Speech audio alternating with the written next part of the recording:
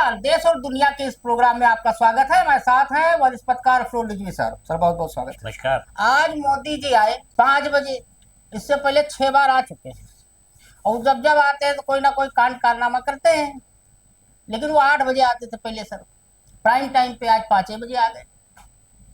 तो हम पहले सोच रहे थे सवेरे से काहे पे बोलेंगे काहे पे बोलेंगे, तो हम तो जानते थे कि ट्रम्प पे या H1B वीजा पे बोलने तो उनकी हिम्मत नहीं होगी। तो हमें लग रहा था वो GST पे ही बोलेंगे या फिर नवरात्रि की शुभकामना देंगे। दोनों दिया उन्होंने, दोनों किया।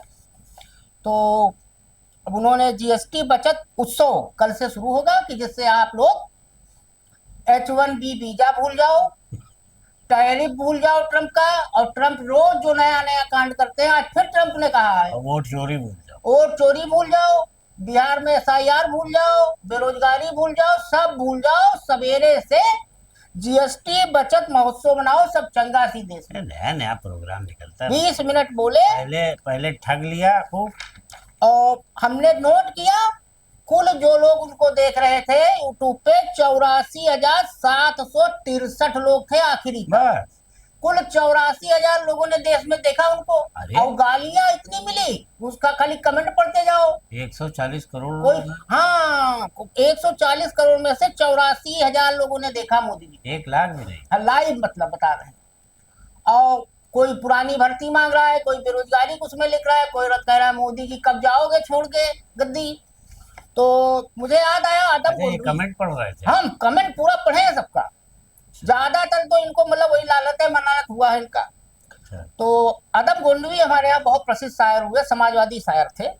तो उनकी लाइनें हैं वो आज बिल्कुल पक्का बैठती है मोदी जी पर। मोदी जी जब फंसते हैं तो वो जनता को कैसे फंसाते हैं, राष्ट्र के नाम संबोधन करके। वो किया उन्होंने मन की बात ही। तो आदम गोंडवी की लाइनें हैं कि तुम्हारी फाइलों में गांव का मौसम गुलाबी है, मगर ये आंकड़े झूठे हैं, ये दावा किताबी है। लगी है होड़ सी देखो अमीरी और गरीबी में, ये पूंजीवाद के ढांचे की बुनियादी खराबी है।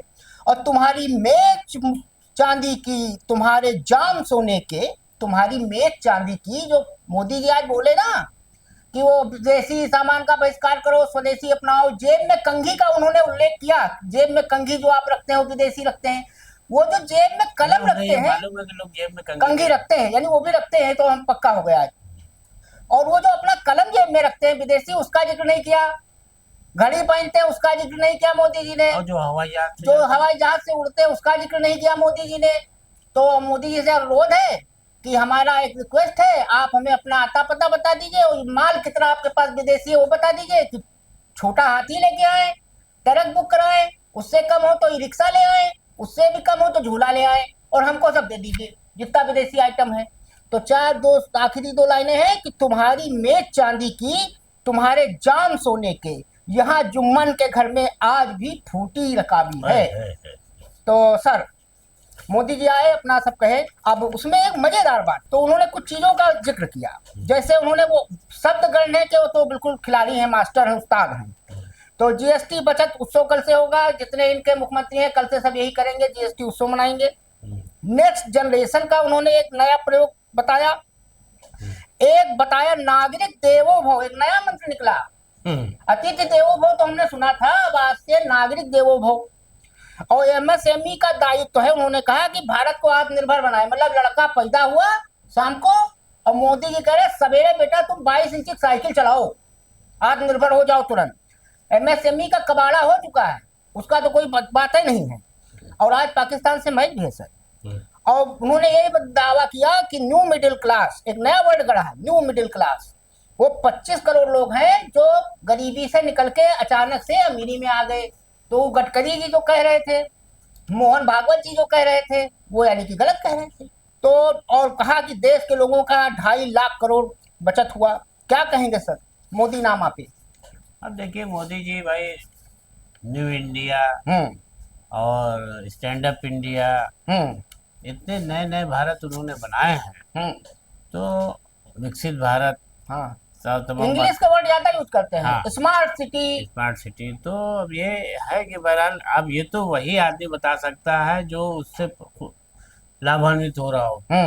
हम लोग ज्यादातर खबरों में ये देख रहे हैं कि कहीं एक महिला जो मर गई हॉस्पिटल में, तो वो एम्बुलेंस से नहीं मिली, लोग चारपाई पर लेके जा रहे आज यूपी में हुआ है, योगी जी के जो बहुत मतलब बताते हैं कि अमृतकाल चल रहा है, उत्तम प्रदेश हो गया है। हैं। कौन सा विकास हो रहा है, क्या हो रहा है? बस्ती जिले का मामला है। सड़कें नहीं है, सड़कें नहीं थी, स्कूल बंद कराए जा रहे थे। हाँ, परशुरामपुर का है। हाँ वृद्धा 42 साल की मरी, एम्बुलेंस से लेके जा रहे थे उसकी लाश, हाँ। और सड़क इतनी खराब थी कि उसको खटिया पे लाद उसकी लाश उसकी ले जाइए। ये हमारा विकसित भारत है। और विकसित भारत की हालत ये देखिए कि आज बेरोजगारी का ये आलम है कि चपरासी की पोस्ट पर लाखों लोग उसी पे आ रहे हैं। चलिए चलिए।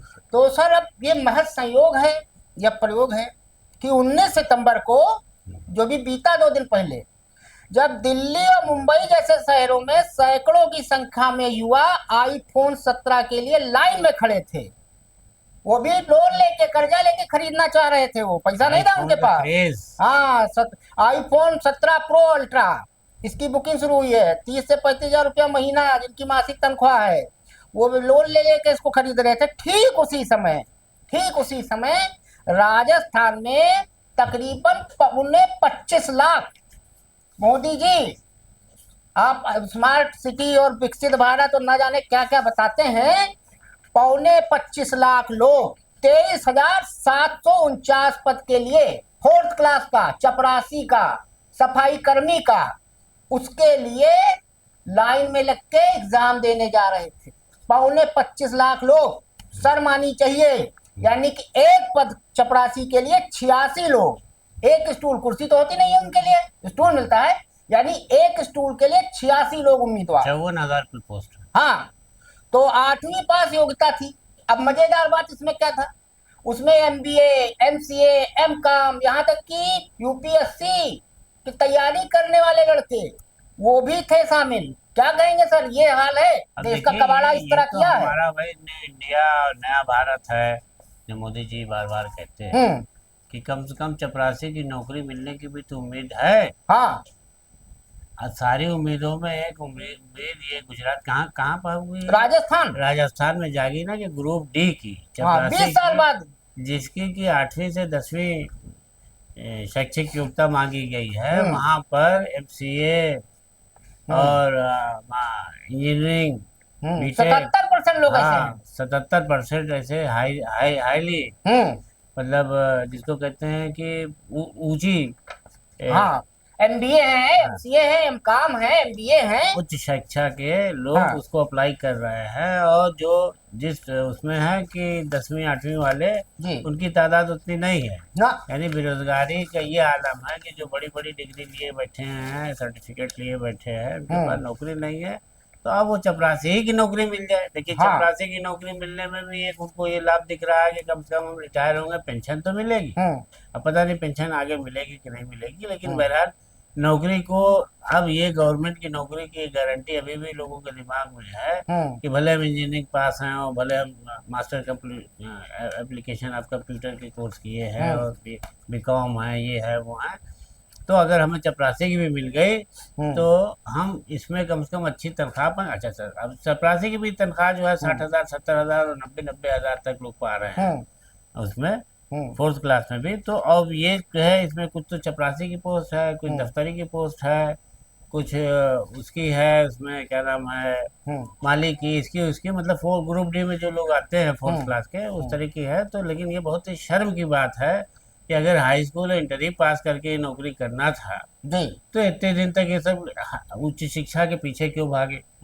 BA का तो नाम है ना लीजिए। और ये उम्मीद आप ही ने जगाई थी, युवा भारत है, विकसित भारत है, ये होने जा रहा है, अच्छे दिन आने वाले हैं, MSME है, मुद्रा लोन योजना। कहाँ अच्छे दिन आ रहे हैं यहाँ तो बताइए। जो बड़ी बड़ी डिग्री अभी बता रहे, बहुत सारे आज निकाल के लाया हूँ। इस तरीके से न्यू भारत और न्यू इंडिया मोदी जी का है। अब उसमें जो भी मिल रहा है लोगों को, उसी में लोग संतुष्ट हैं। अब 5 लाख लोग हैं भारतीय सर अमेरिका में, जो विप्रो है, महिंद्रा टेक है, गूगल है, इनमें भारतीय काम कर रहे थे। टैलेंट, चूंकि अमेरिका के लोग पढ़ते लिखने में ज्यादा भरोसा नहीं करते हैं, तो हमारे यहाँ का ही टैलेंट वहाँ जॉब करता है। तो इनके जो सबसे परम प्रिय मित्र थे टर्म ताऊ, वो गिन गिन के बदला ले रहे हैं मोदी जी से। पता नहीं कौन से जन्म की दुश्मनी ले रहे हैं। 5 लाख लोग प्रभावित होंगे H1B वीजा से। 5 लाख लोग आएंगे जब देश में, तो ये जो अभी 25 लाख लोग हैं लगे हैं लाइन में चपरासी के लिए, देश की हालत क्या होगी। और हमारे यहाँ योगी जी का एक मॉडल है, अभी कल ही हम लोग डिस्कस कर रहे थे, वो संविदा वाला मैक्सिमम 40,000 टॉप क्लास के लोगों को देंगे। अब मोदी युग में क्या क्या हुआ सर, डॉलर 88 रुपए में हो गया। 2014 पहले नहीं था, हो सकता है नेहरू जी की गलती हो। पेट्रोल 100 के पार हो गया। देखिए गलती तो ऊपर ही से चल रही है। हाँ, नेहरू जी की गलती है। वहीं से आ रही, ये लोग ठीक करने आए थे कह के कि हम सब ठीक करेंगे। हाँ, लेकिन कर नहीं पाए, नेहरू जी ने करने नहीं दिया इनको। करने नहीं दिया। नेहरू जी ने हाथ बांध आते हैं, सपने में आते हैं। पेट्रोल 100 के पार चल रहा है, कमी नहीं हो रहा है। हम सबसे सस्ता तेल खरीदते हैं रसिया से और उसको रिफाइन करके विदेश यूरोप बेच देते हैं। ये कर रहे हैं हम, अडानी जी। और गैस सिलेंडर प्याज का हार पहन के हाँ, स्मृति ईरानी घूमती थी, 400 रुपए में था 2014 पहले, 1000 के पार है। ये हाल किया है मोदी जी ने। अब खाली क्या है सर देश में कि अब मोदी जी ने कह दिया है कि जो 5 लाख तुम भी आओ, यहाँ खाली कांवड़ यात्रा में लग जाओ, हिंदू मुसलमान करो, इसके अलावा युवाओं के पास कुछ नहीं है। अब एक मजेदार खबर है सर, बेंगलोर की कंपनी थी black buck, outer ring road खराब था, 10,000 करोड़ की कंपनी है।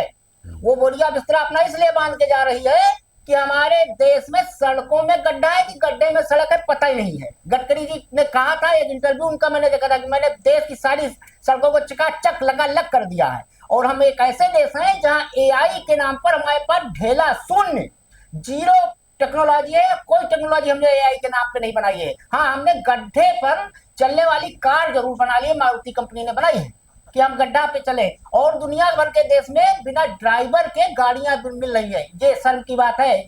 आप मोदी जी बता रहे हैं विकसित भारत बनेगा और MSME बढ़ाओ और विदेशी सामान का बहिष्कार करो, झालर तक नहीं बना पाते हैं हम।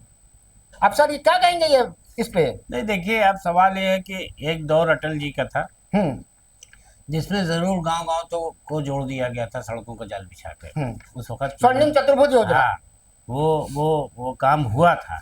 लेकिन उसके बाद से उसकी मेंटेनेंस और ये जो डिपार्टमेंट जो भी मिनिस्टर देखते हैं, जो भी बड़े बड़े दावे करते हैं, बड़ा बड़ा बखान करते हैं अपनी ईमानदारी का, अपने काम का, तो आज ये सड़कों की ये हालत है कि ब्लैक बक जैसी इतनी बड़ी कंपनी हाँ मजबूर हो गई अपना दफ्तर शिफ्ट करने। और ये करती है ट्रक ऑपरेटरों के लिए डिजिटल प्लेटफॉर्म। ये तो सरकार के लिए बहुत ही शर्म की बात है कि अभी तक गांव देहात में की हालत है कि वहाँ सड़कें नहीं है, मुर्दा नहीं जा पाता, बच्चे स्कूल नहीं जा पाते, स्कूल बंद हो जाते हैं, पानी भर आता है, कई कई दिन तक रास्ता ठप रहता है और सड़कों के लिए लोग तरस रहे हैं। और आप कहते हैं हमने घर घर शौचालय पहुंचा दिया, पानी पहुंचा दिया, प्रधानमंत्री आवास दे दिया, ये कर दिया, लेकिन ये सब के बावजूद भी आज भी गांव कटे हुए हैं शहरों से सिर्फ सड़क के बिना पर। हाँ, वो देखिए सर, ये तो आप देखिए ब्लैक बक कंपनी जैसी इतनी बड़ी कंपनी यही आधार बता रही है कि कर्मचारी हमारे पहुंच ही नहीं पाते टाइम से। अब सर ये उत्तर प्रदेश वाला हमने बताया, परशुरामपुर वाला, हाँ। कि उत्सव नहीं पहुंच पाया।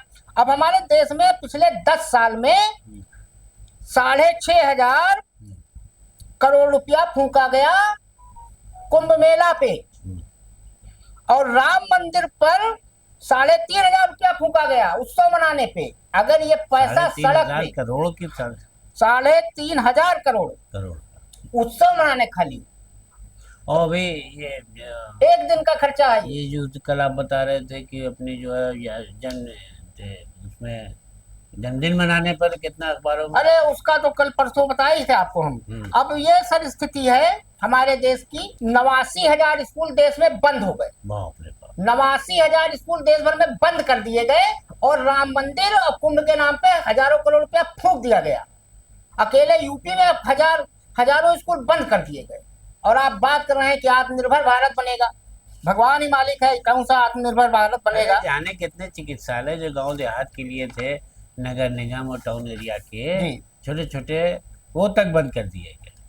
प्राइमरी स्कूल, ये वो जितने भी गरीबों के पहुंच की चीज थी वो सब गायब हो गई। अगर सर हम एक हमारा सवाल है, अगर हमारे यहाँ बहुत टैलेंट है, बिल्कुल टैलेंट हमारे देश में है और हम बहुत आगे जाते तो हमारे देश में क्यों नहीं अमेरिका, ऑस्ट्रेलिया, कनाडा से लोग आके जॉब करते हैं? हमने तो नहीं देखा कि कोई अमेरिका, कनाडा, ऑस्ट्रेलिया से आकर भारत में जॉब कर रहा हो। क्यों सर, आपने कहीं देखा है? अब सर आज बड़ा ताज्जुब वाली बात थी, आज कई चीज एक साथ हुई। आज एक तो सूर्य ग्रहण भी था, उसके साथ साथ छुट्टी वाला दिन था। प्रशांत किशोर ने अलग धमाका किया, ट्रंप ने अलग किया, पाकिस्तान ने भी किया। पाकिस्तान के प्रधानमंत्री मंगलवार को जा रहे हैं ट्रंप से मिलने। हाँ, वो तो जा रहा है। अब सर राजधानी लखनऊ में गोमती नगर थाने में भाजपा के नेता अपर्णा यादव, मुलायम सिंह जी की छोटी वाली बहू और के भाई और उसके सहयोगी पर धोखाधड़ी का मुकदमा दर्ज किया गया है। इससे पहले इनकी माता जी पे भी हुआ है। और जमीन दिलाने, माता जी यहाँ के हाँ हाँ, नगर निगम में है, नगर निगम में है, अम्बी बिष्ट जी। अम्बी बिष्ट। हाँ, तो जमीन दिखाने के नाम पर 14 करोड़ की धोखाधड़ी का मामला है ये। और अपर्णा यादव के भाई हैं चंद्रशेखर सिंह बिष्ट। 14 करोड़ का? हाँ, चंद्रशेखर सिंह बिष्ट। मामला उसमें दूसरा है, वो मुझे पता है, लेकिन वो कहना नहीं सही है। तो जो पीड़ित है वो ठाकुर सिंह मनराला की तहरीर पर पुलिस ने चंद्रशेखर सिंह बिष्ट और हिमांशु राय के खिलाफ बीएनएस की धारा 316(5), 318(4), 338, 336 और 351 में किया है दर्ज। क्या कहेंगे सर? अब देखिए, वो तो पहले समाजवादी पार्टी के इतने बड़े घराने से उसकी बहू है। हाँ, महिला आयोग की वर्तमान में वो महिला आयोग की उपाध्यक्ष है, उपाध्यक्ष भी हैं। और ये राजनीतिक अक्सर उनका मतलब ये कि मजबूत है जी, तो वो लोग एफआईआर की परवाह करते नहीं। ये जरूर है कि कोर्ट के आदेश पर ये हुआ है। अक्सर इसमें हकीकत क्या है ये तो बता पाना हम लोग के लिए भी मुश्किल है, क्योंकि कोर्ट के ने आदेश किया है कि इसकी एफआईआर करके जांच की जाए। अब एक काम और किया, वो हमारी निर्मला ताई हैं जो प्याज लहसुन नहीं खाती हैं। तो अब उन्होंने कहा कि दिवाली पे वित्त मंत्रालय ने कहा है दिवाली और अन्य त्योहारों पर दिए जाने वाले उपहार की परंपरा पर रोक लगाए जाने का आदेश जारी किया है। सब वित्त मंत्रालय के आर्थिक सलाहकार सुमंत्र पाल की ओर से 17 सितंबर को लोक उद्यम विभाग डीपीई के चीफ एग्जीक्यूटिव को लिखे पत्र में कहा गया है कि केंद्रीय सार्वजनिक क्षेत्र के उपक्रमों यानी सीपीएसयू में दिवाली और दूसरे त्योहारों पर गिफ्ट देने की प्रथा पर रोक लगाई जाए। इससे सरकारी खर्च बढ़ता है।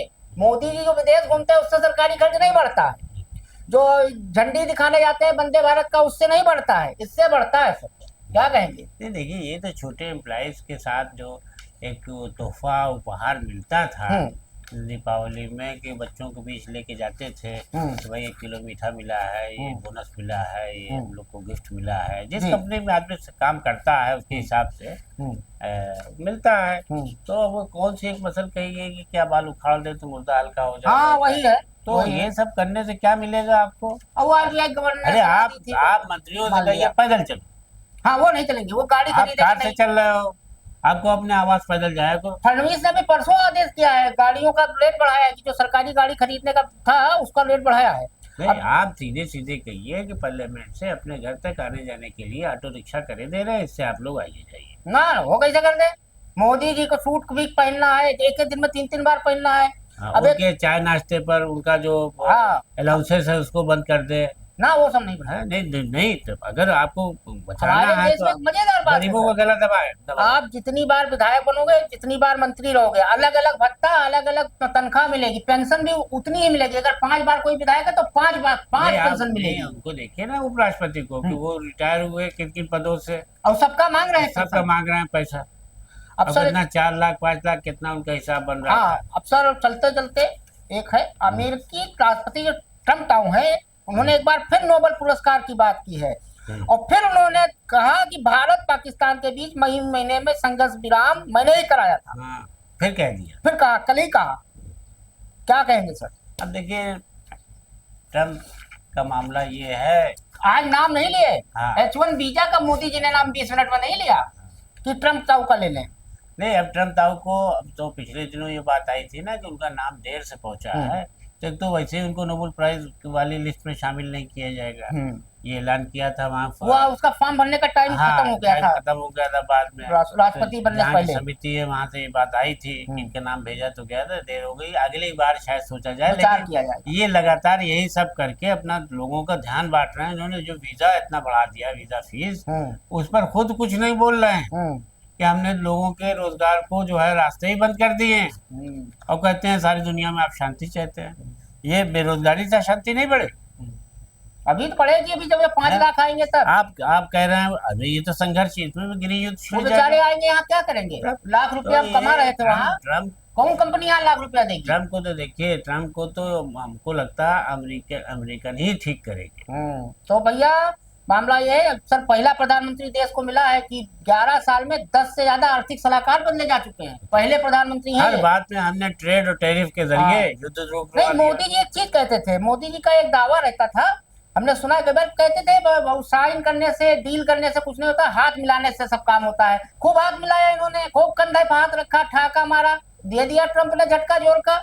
अगर आज मैं सोच रहा था कि शायद मोदी जी करे वो काम, जॉर्ज फर्नांडिस सारी साहब ने। दुनिया इस बात पर देख रही है कि आप कांधे पर हाथ रख रहे हैं, मुस्कुरा रहे हाँ, हैं, हाथ। हाथ मार मार के बात कर रहे हैं, हाँ। तो ये लगता है इतना याराना है, इतना हाँ, तो दोस्ताना उसने है। याराना दिखा तो दिया इनको। और अब वही लोग ताक रहे हैं आपकी तरफ, क्या पर वो लगातार टैरिफ ठोक रहा है, आप पर लगातार ये कर रहा है। अब हमको तो लगा था जब जॉर्ज फर्नांडिस साहब जब जनता दल की सरकार थी, तो मुझे याद है उन्होंने कोका कोला बंद कर दिया था अमेरिका का। हमें लगा था मोदी जी कुछ ऐसा करेंगे, लेकिन इतनी हिम्मत नहीं है।